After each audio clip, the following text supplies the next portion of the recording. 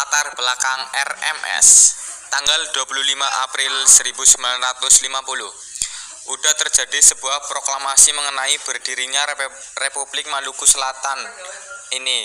Saat itu diproklamasikan oleh sekelompok orang yang merupakan mantan anggota KNIL dan masyarakat pro Belanda. Dr. Christian Robert Stephen Smokin, Andi Aziz, dan Westerling merupakan di antara orang-orang yang memproklamasikan berdirinya RMS tersebut, dipimpin oleh seorang kapten bernama Raymond Westerling. Lalu, dengan dibantu oleh anggota polisi dan pasukan KNIL yang jadi bagian dari Korps SP, bahkan teror yang dilakukan di Bandung sampai menelan korban jiwa. Dalam aksi teror tersebut sudah terjadi pembunuhan dan penganiayaan juga. Akibat dari teror itu, benih separatis atau keinginan buat memisahkan diri juga akhirnya muncul. Beberapa birokrat pemerintah daerah udah memprovokasi masyarakat yang ada di wilayah Ambon, Aikel, Tropen yang bertempat di Batu Jajar, Bandung, Jawa Barat ini melakukan aksi teror. Tujuan RMS, Sumokil yang mantan Jasa Agung yang jadi dalang dari pemberontakan RMS yang ingin melepaskan wilayah Maluku dari Negara Kesatuan Republik Indonesia. Sebelum memproklamasikan Republik Maluku Selatan, Gubernur 9 serangkai yang punya anggota pasukan KNIL dan Partai Timur Besar dulu melakukan berbagai propaganda yang mana dilakukan supaya wilayah Maluku bisa terlepas dari wilayah Negara Kesatuan Republik Indonesia. Di sisi lain, Sumokil udah berhasil meyakini masyarakat dan membentuk kekuatan di daerah Maluku Tengah.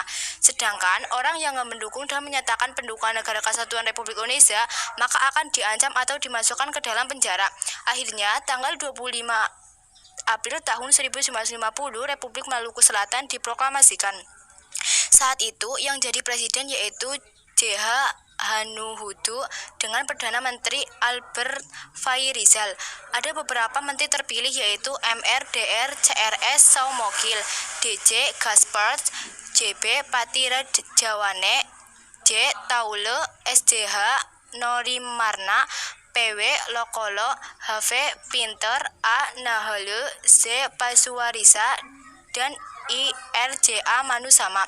Lalu di tanggal 27 April 1950 DRJE Niki Julu diangkat jadi wakil presiden dan Republik Maluku Selatan buat wilayah di luar negara dan kedudukan di Den Haag, Belanda.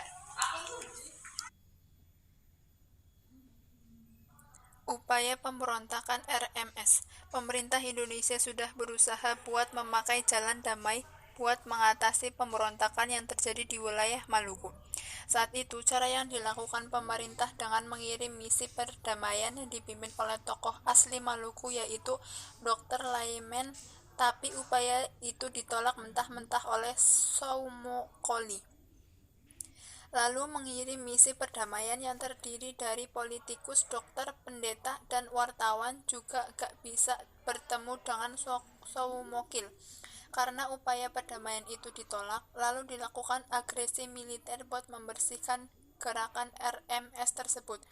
Pasukan itu diberi nama Gerakan Operasi Militer 3 yang dipimpin oleh Kolonel A3 Kawilaranga, saat itu menjabat sebagai Panglima Tentara dan Teritorium Indonesia Timur.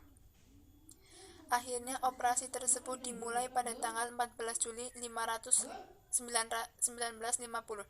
Sedangkan pada tanggal 15 Juli 1950, negara RMS mengumumkan kalau kondisi negara dalam keadaan berbahaya. Lalu pada tanggal 25 September 1950, pasukan GOM 3 menembus wilayah Ambon termasuk sudah menguasai benteng New Victoria. Dengan jatuhnya pasukan di Ambon membuat RMS bisa ditaklukkan dan pusat pemerintahan juga dipindah ke Pulau Seram.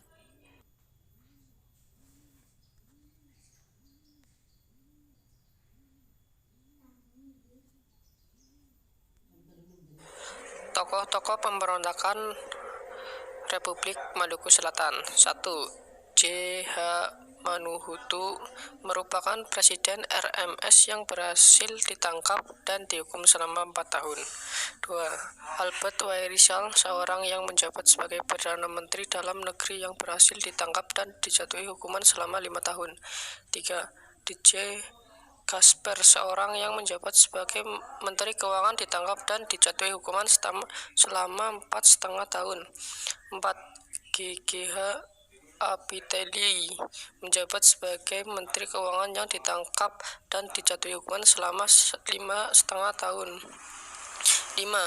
Tenusi, menjabat sebagai Kepala Staf Tentara RMS yang ditangkap dan dijatuhi hukuman selama 7 tahun, dan lain-lain.